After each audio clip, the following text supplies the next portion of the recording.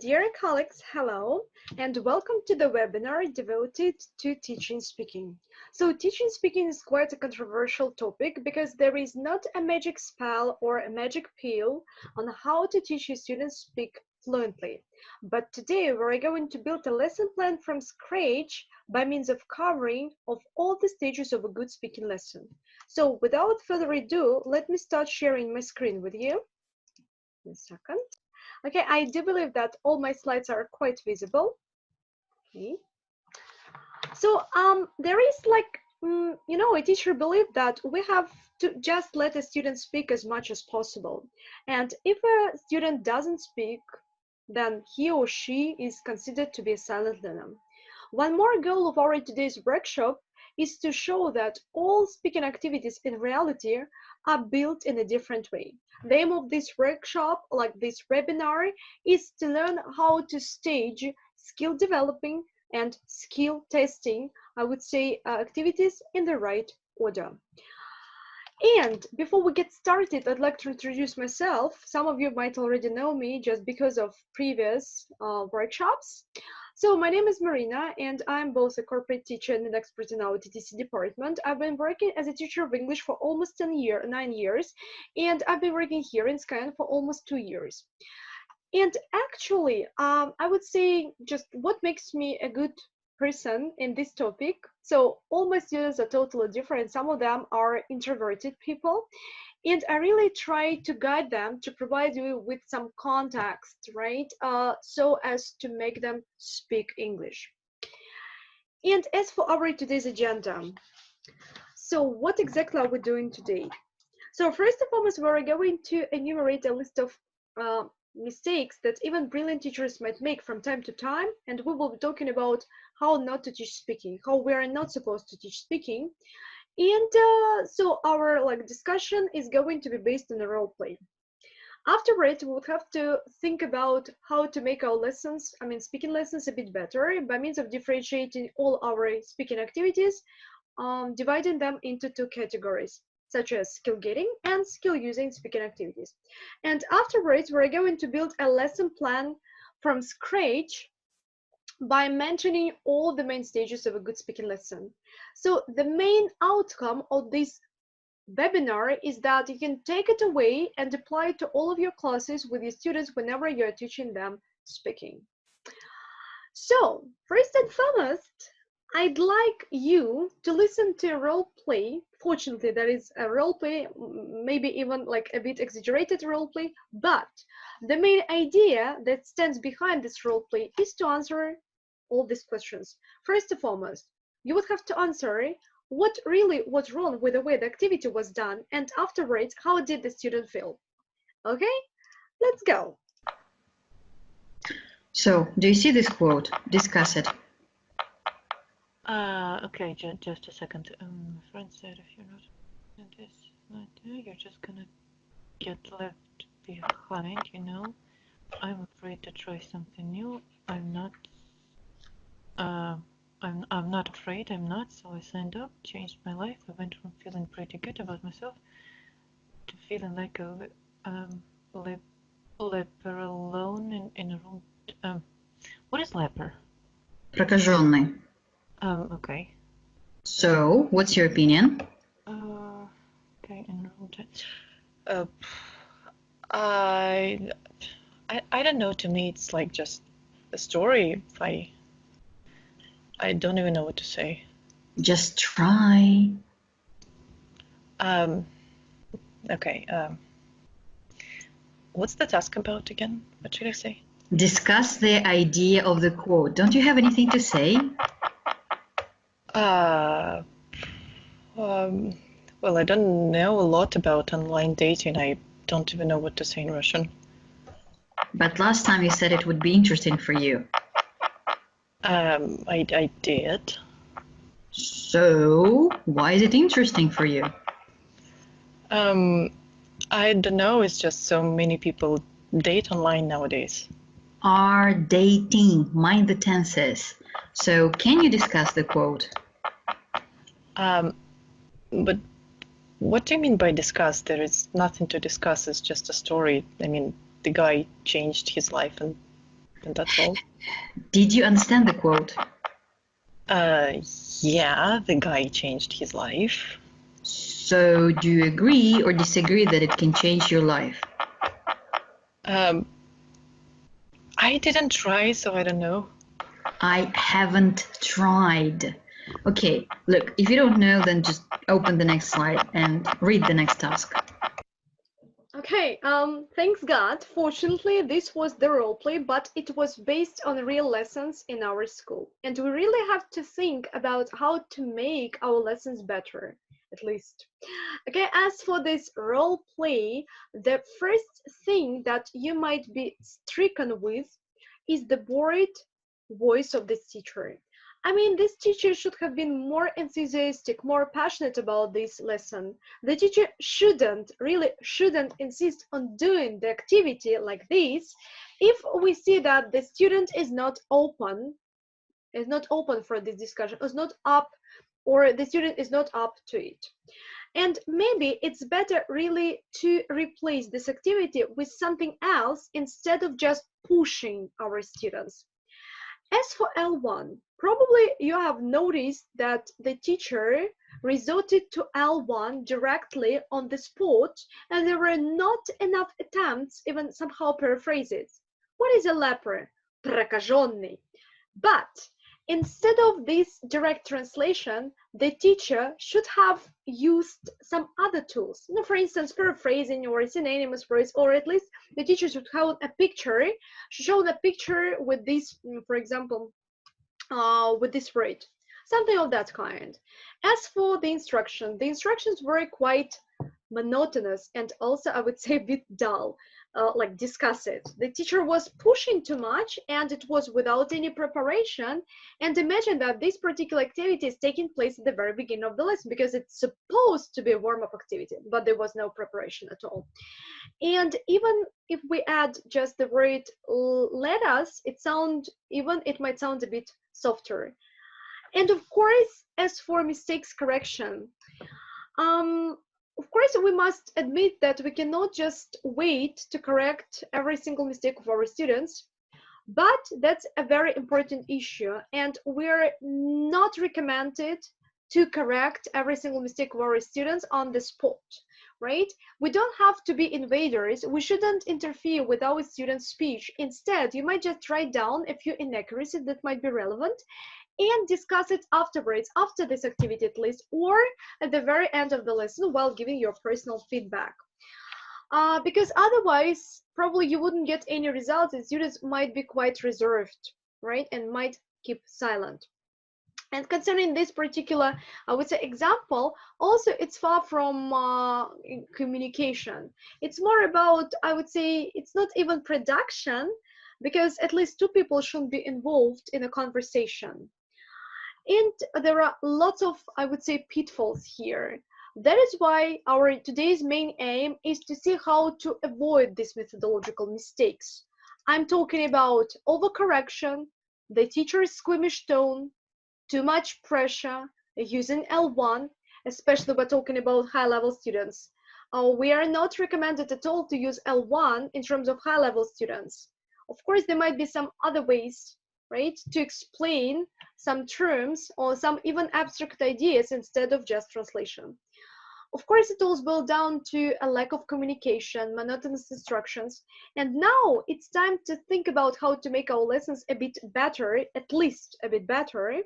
And the main idea of this webinar is to convince you that when you ask a student to speak without proper preparation, it doesn't develop, but it only tests speaking skills, and that is not our aim. Of course, if you prepare your students for international exams like IELTS, TOEFL, that is a good thing to do, just to test speaking skills. But we are talking about like kind of accuracy and fluency, right? And some other skills as well that should be developed. And this is how we are to do that. For the purpose of developing, we are dividing speaking tasks into two specific groups, which are skill getting and skill using activities. Skill user activities are those communicative, like pre-communicative activities which promote accuracy. Here, the main idea is to prepare the student for the last communicative tasks, right? The main thing is to understand context, to gain some ideas and useful language. And afterwards, we would have to jump forward to skill using activities. Those are communicative tasks, the main aim of which is to promote fluency. They are fluency promoting activity that follow skill getting activities right after. So as for our today's main, like, I would say thing, we are going to build a speaking lesson plan from scratch by aiding and enumerating all the main stages of a good speaking lesson. So our today's webinar is based on like our spoken course, but I do believe that it might be like applicable to our general course as well. And we would have to start with the very first stage, that is leading to the topic. Of course, it's not like a unique, I would say, stage, because it's like an indispensable part of every single lesson. Every single lesson will begin with a warm-up stage and then lead-in stage. And you already know that the goal of this stage is to introduce a topic, a kind of situation, set the goals of the lesson, right? And make sure that the student is open for discussion. But the question here is the following: which kinds of activities can we use to lead our students into the topic so as to generate some interest? There are some trivial and I would say bizarre ways to do that. So how to do it? Of course, there might be just a variety of answers from your side, and some of you might name such trivial ways as like questions, pictures, quotes, or even cases and situations. Right, those are the most typical ways to lead our students into the topic. First and foremost, if you see some questions on our platform, you might really apply all those questions to your students' needs. Or if you see that they're quite irrelevant, you might even design your own questions from scratch. Or your discussion might be based on your students' personal experience, on your personal experience. Of course, the fastest way to opt for that we might opt for is to use different pictures. I would say there are fabulous websites called Pinterest and Unsplash, and if you search for some kind of masterpiece or some graffitis or some arts, so you might just really find all these, I would say, paintings there. Okay, as for quotes, also here there is a good thing to do, but again, be careful here because sometimes there is nothing to discuss behind the quote.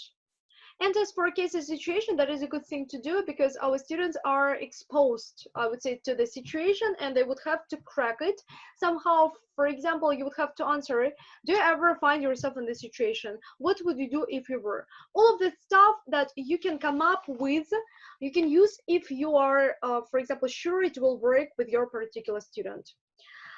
Okay, but apart from these trivial ways, I would say there are some like bizarre or odd ways to start your class with.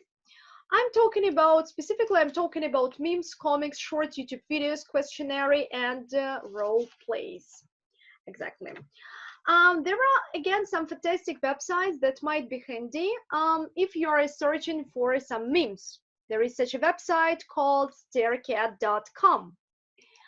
So there you can find piles of buzzwords or some tag words, some kind of cool expressions for your students.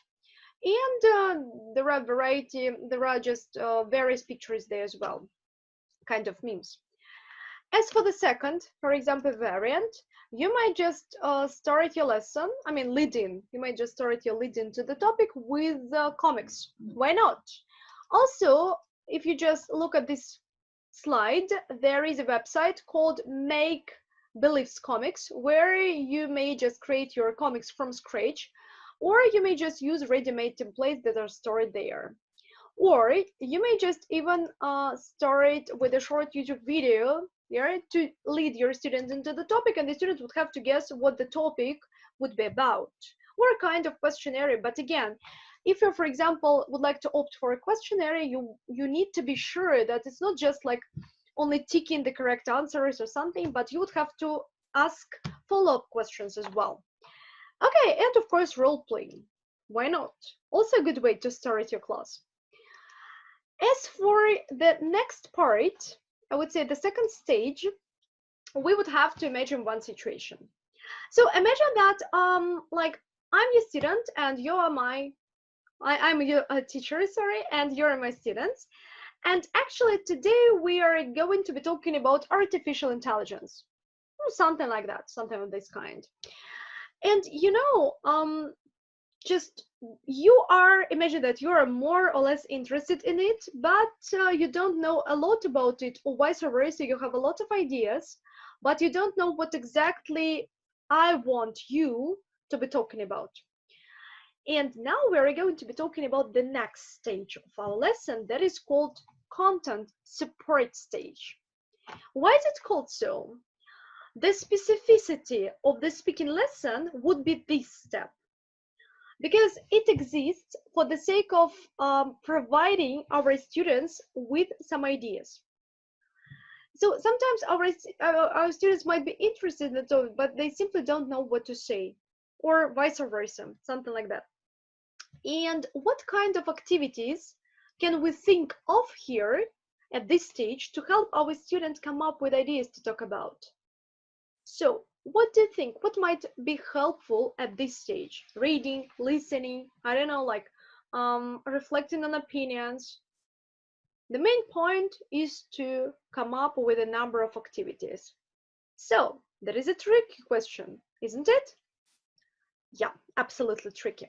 But I also am going to present a few tools, a few activities to you, so as to proceed with this particular stage and to help our students come up with some ideas. So first and foremost, I would say that the fastest way that we can use is breath reading or breath listening input for GIST. But the difference between listening or reading lessons and speaking lessons is that you would focus only on gist here rather than on details. You would have to get only some ideas that are on surface instead of searching for some specific details. And here you wouldn't just focus on vocabulary or grammar, or maybe you will, but not so explicitly, I would say. Of course, one more tool that might be also useful here, some kind of brainstorming to gain some context, to gain some ideas. You might just use different pictures as well to brainstorm some ideas. Or there is one more way to gain some content, is to discuss or reflect on quotes or opinions. You might search for a few opinions, and your students would have to agree or disagree and explain why. And of course, there are so many other ways to do that. So for the sake of brainstorming, there is a fantastic tool that is called Word Cloud Generator. That is a kind of tool which is aimed at collecting all the words on one topic. And that is an indispensable part, probably, that might be an indispensable part of your lessons for the sake of brainstorming. Okay, let's practice. You might have done this lesson. You're advanced, you just advanced level, right? Trying new things. Here, the teacher and the student are supposed to talk about anything, but this, this stuff should prepare our the student for the last communicative activity. And the last communicative activity is to make your own TED Talk. But again, imagine that this lesson is quite random.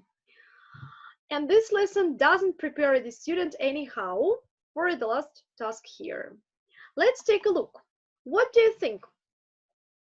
What sort of an activity really can you use just to help the student, at least a bit, to come up with some ideas to talk about? So what would you use if you were in this teacher's shoes in terms of content support? Now, for instance, let us take the first topic into our consideration, education. That is quite a wide, I would say, a wide topic. And so sometimes it's quite tricky or impossible to make your own TED Talk. What should I be talking about, and so on and so forth. And again, to make it a bit easier for our students, you would have to come up with the following activities before this last communicative task. You can use your own first and foremost questions to scaffold this topic. You might provide a controversial opinion. For example, I think that our educational system is perfect, or vice versa, our educational system leaves much to be desired. Or you can even just first, before, right, show a kind of video, quite a short video, to explain the essence of TED Talk, right? Because some of our students are not familiar at all, and they don't understand the concept of TED Talk.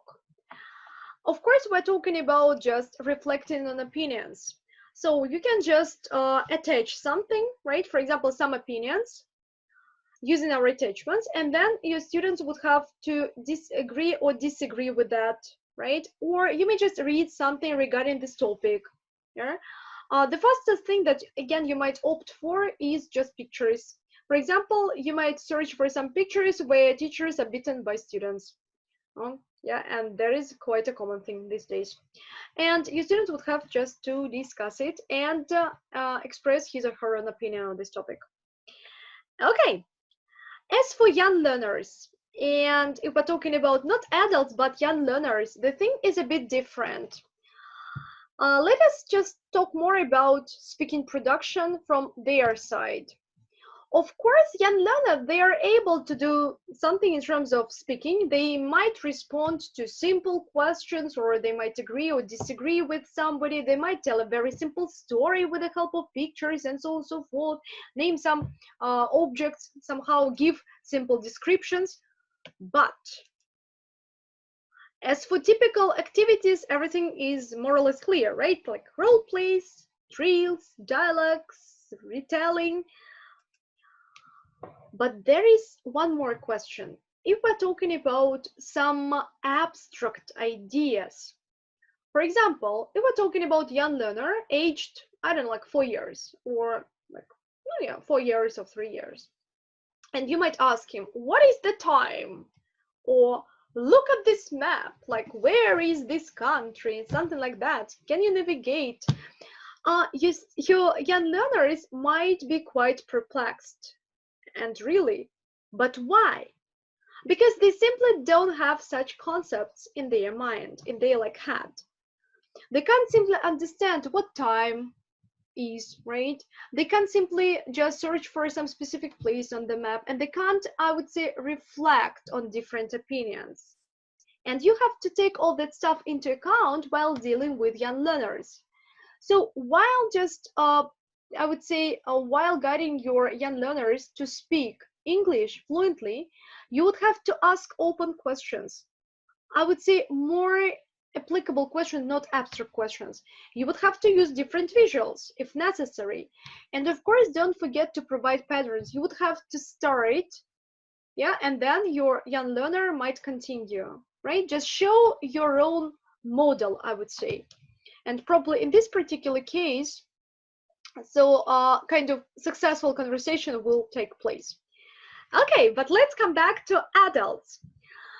Afterwards, when our students, for example, got on the main point of our discussion, right? Our student has just gained some information. It's time to shape all these ideas into words and then sentences. But the question is, again, the question is, how much is too much so as not to make it like a grammar focused lesson or a vocabulary focused lesson? So how long will it take to proceed with this particular stage? What to do so as not to transform it into a grammar focused lesson or vocabulary focused lesson? So how many words should we pre-teach at this stage? What do you think to prepare our students for the last communicative task?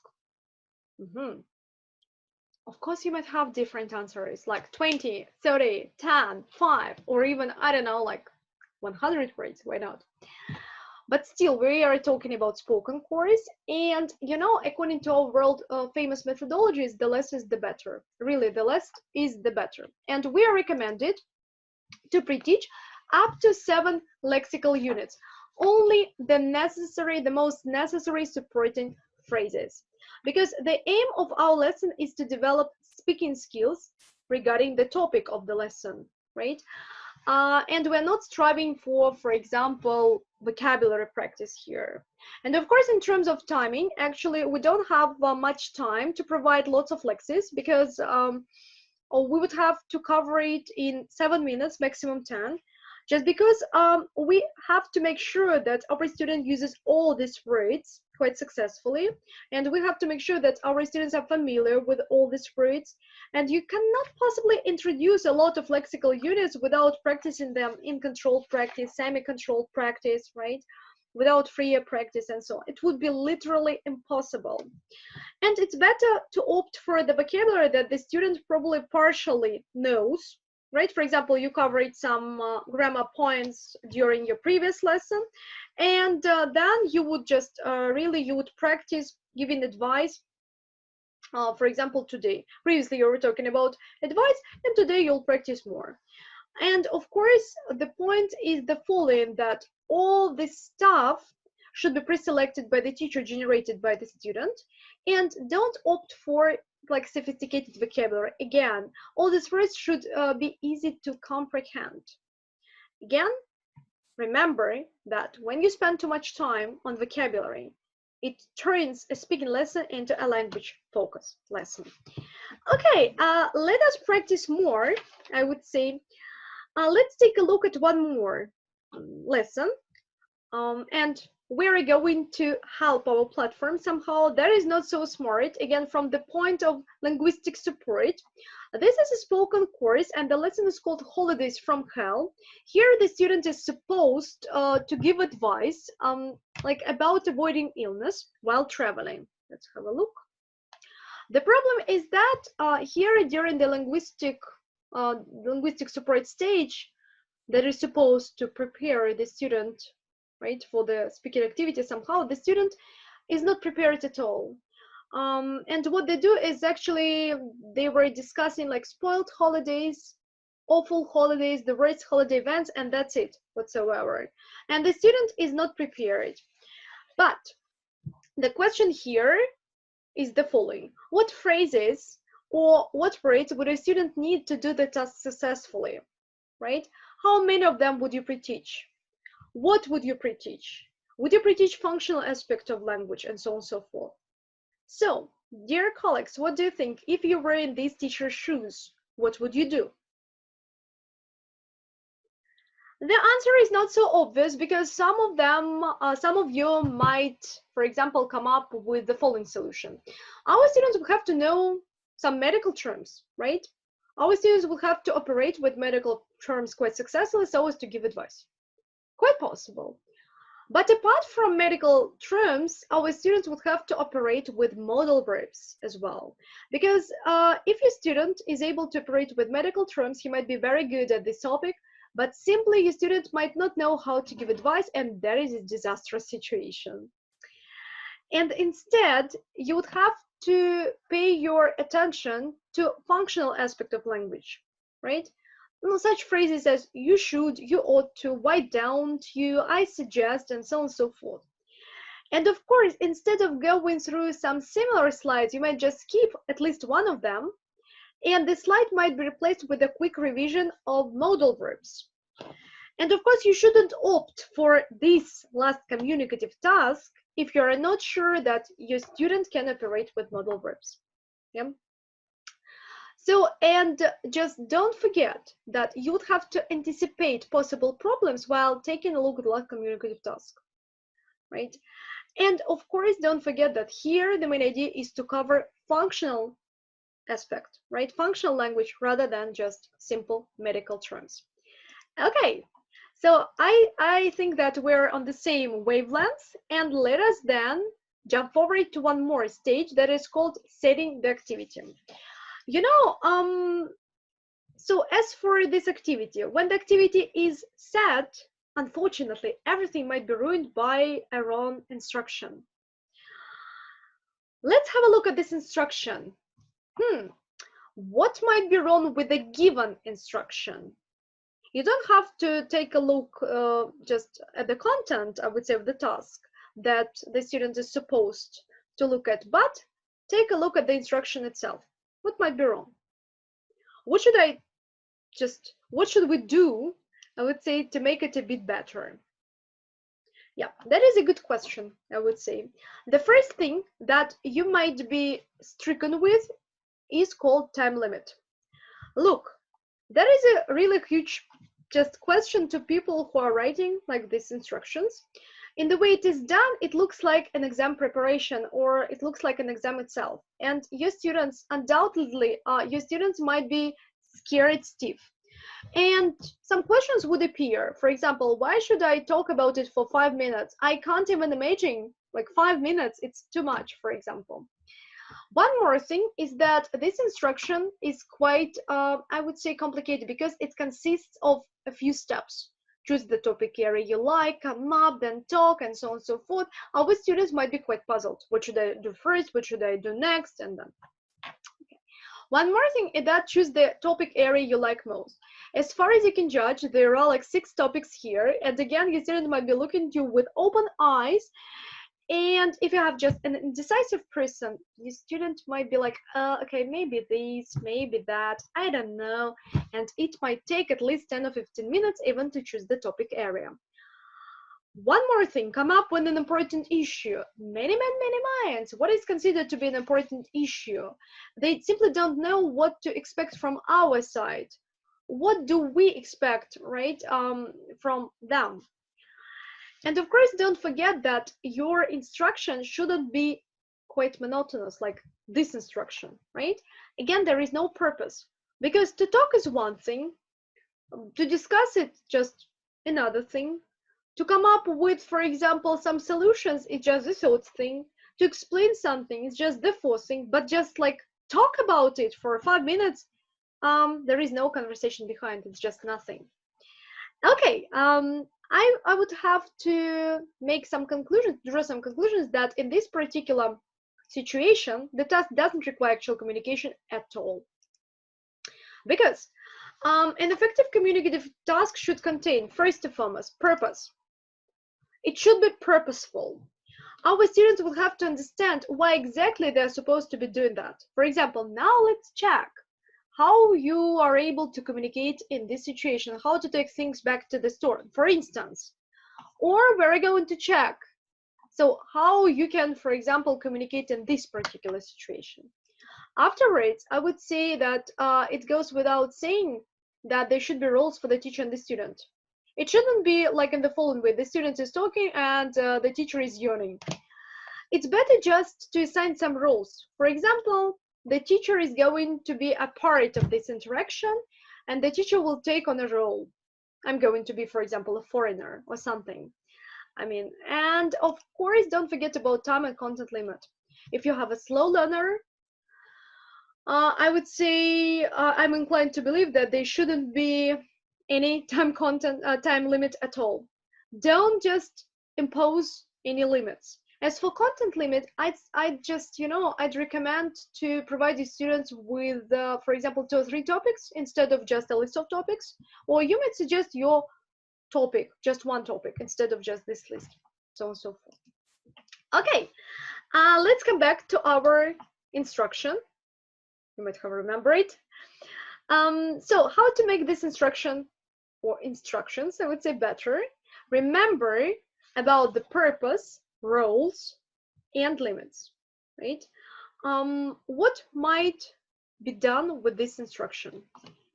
Of course, it's not as perfect, I would say, as you might expect, but still, it's a bit better. At least it is better. Now, for instance, imagine that I am a foreigner and it's my first time here, and I'm thinking about moving to a country so as to get education here. But I'm in 2 minds. Could you please come up with 2 advantages and 2 disadvantages of getting education in your country? Or you're discussing, for example, I don't know, like entertainment in your country with a foreigner, and we would have to cover 3 main issues, 3 main points here, or we would have to come with 1 solution, something like that. It shouldn't be just talking against the clock. It should be quite meaningful and purposeful. And instead of just distant, I would say, instructions, you would have to take the instruction, that is given on our platform. If you see that it's irrelevant, you may just somehow digest it, swallow it, and design your own instruction instead. It might be done even in the form of role play, like here. Okay, afterwards, when the activity is fulfilled, we're moving on to one more stage, and that is called feedback. When we are done with this activity, I mean, and we are at the very end of the lesson. But what should we focus on while giving like feedback on the speaking activity? Should we focus on accuracy or on content or on both things? Actually, surprisingly, lots of teachers actually neglect this stage just because they might be running out of time, and the student might end up feeling I have just shared something with her, and she's just ignoring me. She's just highlighting all my mistakes. Why should I just share it next time? And definitely, that's true. Why should I share it? And while giving your feedback should consist of a few parts. It might be done in the form of sandwich: praise, punish, praise, or it might be at least 2 layers here. Of course, your feedback should be not only on accuracy but on content as well. You would have to praise your student, to persuade your student that their answers are quite detailed, that their ideas are quite convincing. The point here is that, of course, they should be inspired instead of just being depressed. And of course, afterwards, I might be mistaken, but we shouldn't always correct every single mistake, right? But also discuss successful language use. And we are talking about mistakes corrections. Of course, we cannot correct every single mistake of our students. It's absolutely impossible. That would be terribly demotivating and discouraging, and so on and so forth. Instead, you might pinpoint a few inaccuracies relevant to the linguistic support stage and explain. You might just use some activities where your students will have to identify all the mistakes by means of notes, for example, our notes section. And of course, so it should be done in a polite way. Instead of just pinpointing all these inaccuracies, try to add successful language use, a few sentences with successful language use. And probably in this particular way, your student might be quite pleased. Okay, and finally, you might be a bit surprised, or even I would say a bit shocked, but still, we would have from time to time to repeat the last communicative task at the very end of the lesson after giving feedback. But why? Why exactly would we have a point of repeating the task in this lesson plan? Should we encourage a student to repeat the task again? To do the task? Wouldn't it be boring? Of course, there are again a lot of opinions. But according to the world famous methodologists, including our Scott Thornbury, practice makes perfect. That is a very good thing to do. And I'm going to provide you with quite a good, I would say, clarification. Why exactly should we ask our students to repeat the task? Of course, if a student is rushing through the course, there are no difficulties. Maybe you would have to at least change the activity. But as for slow learners, it's quite, again, mandatory to use the same task, the same communicative activity once again, because in this particular case, ideas become more organized. Students learn to self-correct, and students use more complex language.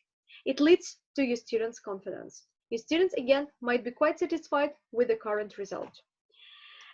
As for a particular place, when should the repetition take place? Of course, you might do the task at the very end of the lesson as the final one after giving feedback.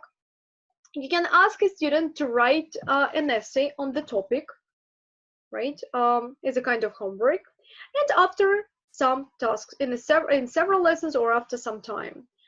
But again, if you see that your student might start yawning and you see that your student is quite good at, for example, at communication, you might, for example, at least tweak the content so as to make task repetition more enjoyable, right? For example, if we're talking about just content. You might change the content. The content might be changed, or goals might be changed. Or you might just change time to answer. For example, you don't have any time for preparation, just go ahead. Or you may just change the occasion, right? At least. Okay, now let's take a look at some activities that we're going to transform to make them more enjoyable while repeating them. Now, for instance, you were talking about discussion on plans for the weekend at this stage as the last communicative task. And then, for example, you've just given this feedback and so on and so forth. And it's time to encourage your student to repeat this task once again. But you see that your student might be a bit bored. And then the task might be transformed in the following. Discussion on plans for next summer. Or for instance, you were talking about a situation where the student is a client, but now imagine that your student is an angry client while repeating this task, and so on and so forth. So the last point, before we summarize, first and foremost, the first 3 steps when we provide support, they are skill getting, I would say. And the last 3 steps are skill using. And of course, the preparation tasks before, of course, they should be all this preparation task before the last communicative activity.